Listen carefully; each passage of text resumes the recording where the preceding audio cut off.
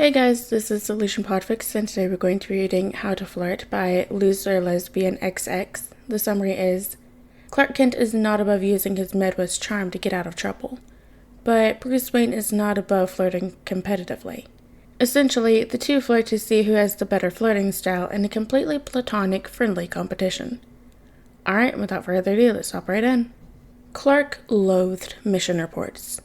It wouldn't be that bad if it was a quick summary that just had to be in before 2 weeks, but that would be wishful thinking. Instead, Bruce insists upon a 3-page open-ended questionnaire on top of a 500-word summary with only a 48-hour window to get it done. Details, Batman said when he demanded this. Details could mean life or death. While no one wanted to do the mission report this way, when Bruce passionately argued in favor of something, Bruce was going to get it. Clark put his head in his hands and groaned. Yes, he had super speed. Yes, he had an eidetic memory. Yes, he doesn't really need sleep. But that doesn't stop Clark from being utterly exhausted. Hey, you try going to space and battling an army of shape-shifting goo and see how you feel after.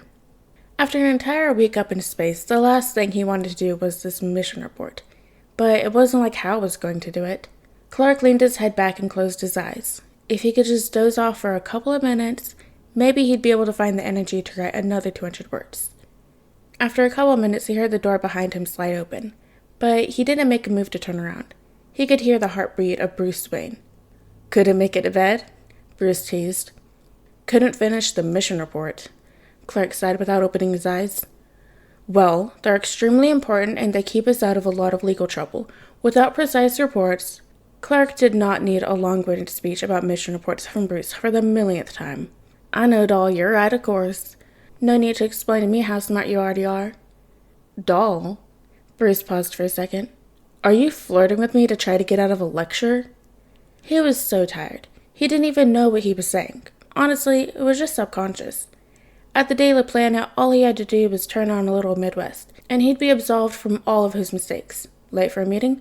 Sorry, y'all, I was talking to Ma. Didn't review Kat's latest piece as a favor? Oh, sugar, I've just been behind on everything. Ain't it been a crazy week? Perry mad at him for whatever reason? Oh, sorry, fix it in a jiff. The only person it didn't really work on was Lois, but that's only because she's been mad at him too many times that she's desensitized. It wasn't even like did it purposely, it just came out. He should have known better than to get by with that with Bruce. Still, Clark grinned and cracked an eye open. It works with Perry. Clark heard footsteps behind him and a strong hand upon his shoulder. Bruce's head appeared above him, and it was kind of humorous to see Bruce in a whole bat suit minus the mask. Clark was about to express his amusement when Bruce leaned in and said, Don't start something you can't handle, baby. In a second, Bruce was out of the door, and Clark was a blushing fool. Oh, it is on. Can anyone tell me why for the past 2 weeks, Bea and Clark have been aggressively calling each other pet names? I was only down with them for like 5 minutes, and there should be no reason Batman was called Schmookums 3 times in that time frame, even in a lifetime, Tim complained, sliding into a chair, with Alfred placing a chicken salad in front of him. Dick shrugged. Maybe they're finally boning. Master Richard. Sorry, Alfred. Damien crossed his arms. Whatever the reason is, it needs to stop. I can't go down in the Batcave without hearing vile attempts at flirting. Leave them be. It's better than that weird sexual tension I had growing up. At least it's being expressed, Dick grinned. I'd argue it's worse, Tim groaned. Now it's just clear as day, and they still aren't together. It's more annoying than avoiding it. Clark and Bruce came into the dining room together, with Clark looking everywhere else besides the group at the table. Clark had clearly overheard the conversation. Damien aggressively stood up. No, no, no. You two are not going to ruin my lunch with disgusting nicknames. This behavior needs to stop immediately, or I will have to intervene. Damien narrowed his eyes at Clark. Before Clark could defend himself, Bruce chimed in. It will stop when Clark admits that his countryside flirting lines don't work. Clark turns to the man. Oh, as opposed to your get them in bed style? At least my line's a sweet pumpkin. I can be sweet. It's not my fault you're everyone's wet dream. Clark choked on his spit and had a coughing fit. Ugh, gross. I'm out. Tim fake vomited and left. Watch out, alien. I will make sure this ends. Damien followed behind them. Finally, Dick got up mumbling, hopeless, just hopeless. Alfred put 2 new sandwiches down for the men, and the 2 sat down, with Clark still blushing like crazy. Bruce grinned and purred. You know, it wouldn't be all that bad to lose a flirting competition to a well-known playboy. Honestly, most would find it impressive you held your own. Clark had finally regained his composure and responded, Oh, I plan to impress everyone. Just gotta charm the socks off of you. Clark smirked, and Bruce let out a quiet chuckle. Hey, beautiful. Mind giving me a lift? On my way, sweetheart. In a second, Clark had grabbed onto Bruce's hand and pulled him up from the road to the air, flying him straight for the giant killer robot's head. It was crazy how many of these things they had to fight a year. You know, with a grip like yours, my mind wanders, Bruce said from under him, stroking Clark's hand with his index finger. Clark's hold faltered, but regained his composure. This was getting ridiculous. The pet names are fine. Clark could do pet names. The innuendos were a different story.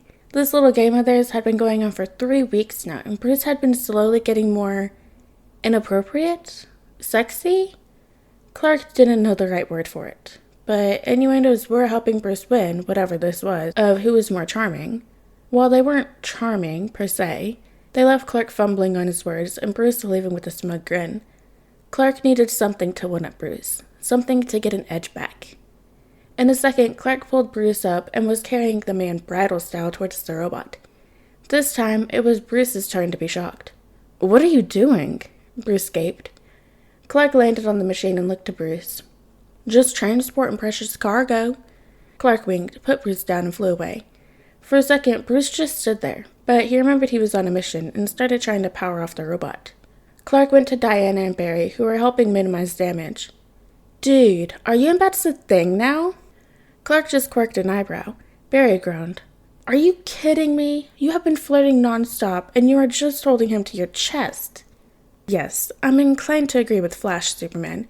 It's starting to become a little excessive, especially if you guys are not in any kind of romantic partnership, Diana argued, grappling with one of the machine's claws and redirecting it away from the building. Clark laughed. It's just some competition we have going on to see who's more charming. It's nothing really. Behind them, the robot fell and the 3 went to join up with Bruce.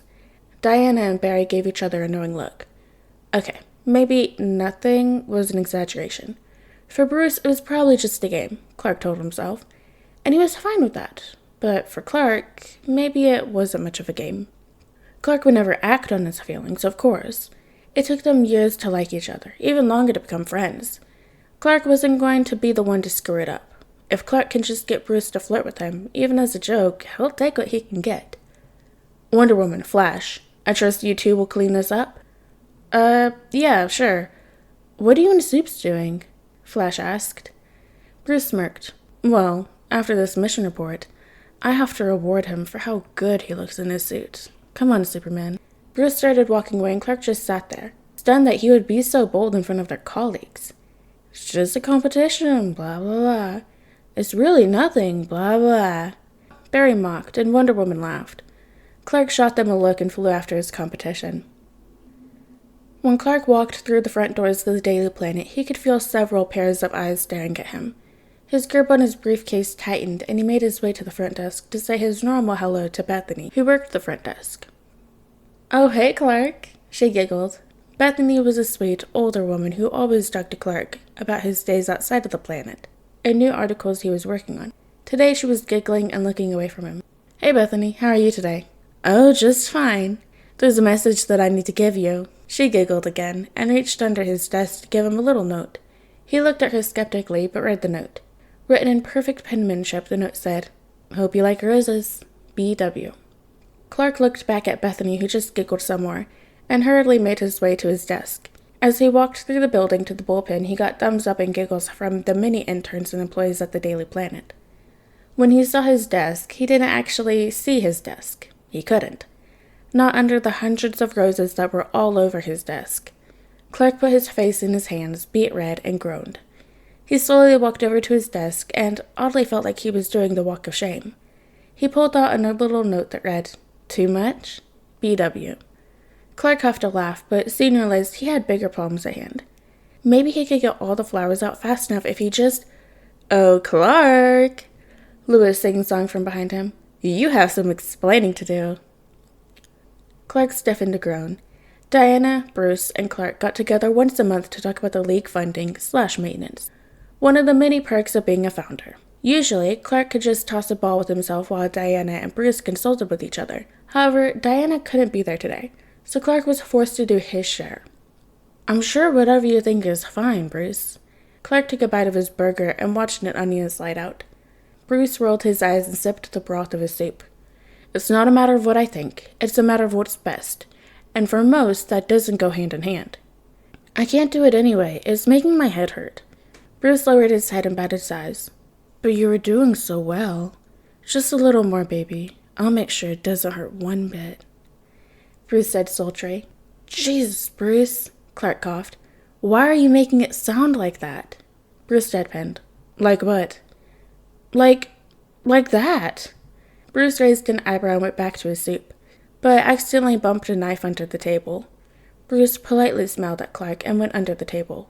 In a second, Clark felt a hand gripping his thigh, and trailed closer and closer to his privates. But before the hand passed the thigh, it relinquished its grip, and Bruce's head popped out.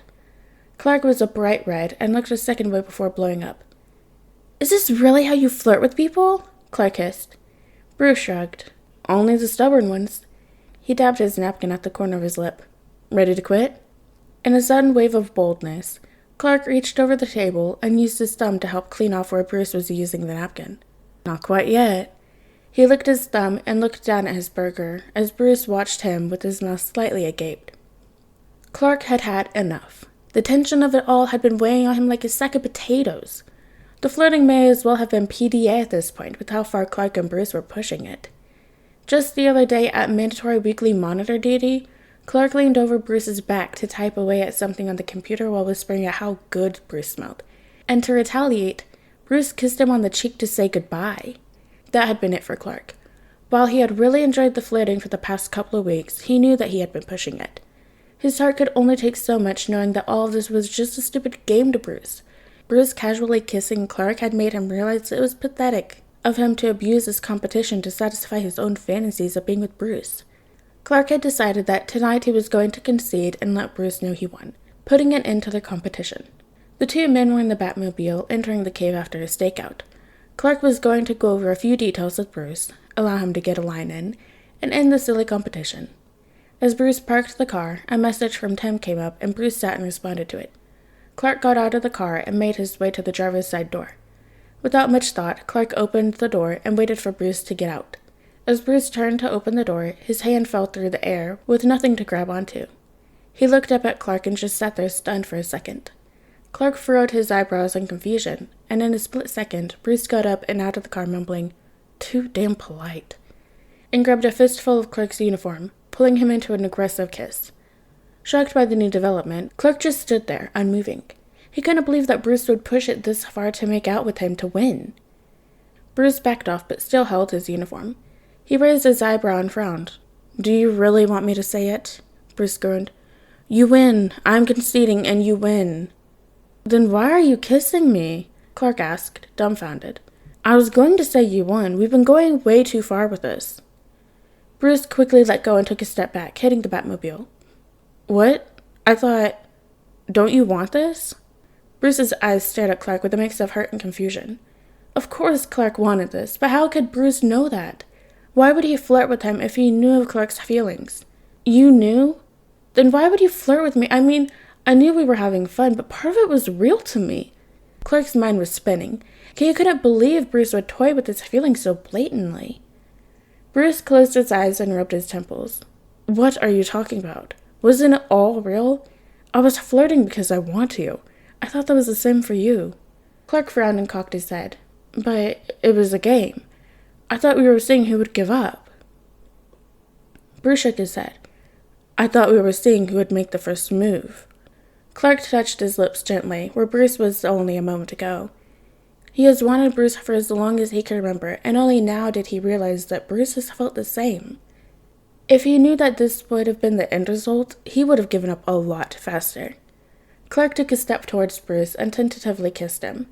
Bruce kissed him back with no hesitation, and soon enough they were grabbing at each other, deepening the kiss. While entangled, the two made their way to the tiny room that Bruce had set up after countless nights of falling asleep at his desk.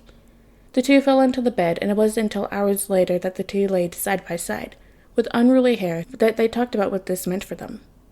"I can't believe I won a competition that made me out-stubborn Batman," Clark said, circling his fingers on Bruce's chest. "I don't believe you can win a competition you didn't know you were a part of. We were playing 2 different games, and I believe I won yours. I did out-flirt you." Clark laughed. "Still, I wish I could have gotten you saying I won on tape. I would have burned it before it left the cave."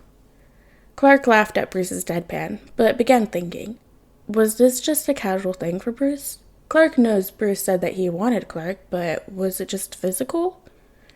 Clark doesn't want to spoil the afterglow bliss they have going on right now, but he has to know. He props himself on his elbows and Bruce stares at him out of the corner of his eye. "I know that we weren't on the same page before, but I want to be now. I want you, Bruce, in more ways than just this. Not to say I didn't like it, of course. It was really good. But I just want to know." Bruce put his hand up to stop Clark's incessant rambling. "Clark, I want you to.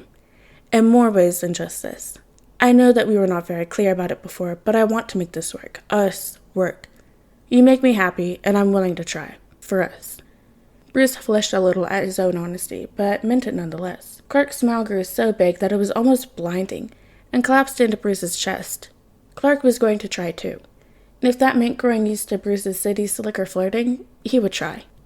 Alright guys, that is the end of How to Flirt by Loser Lesbian XX. I hope you guys liked it, and I'll see you next video.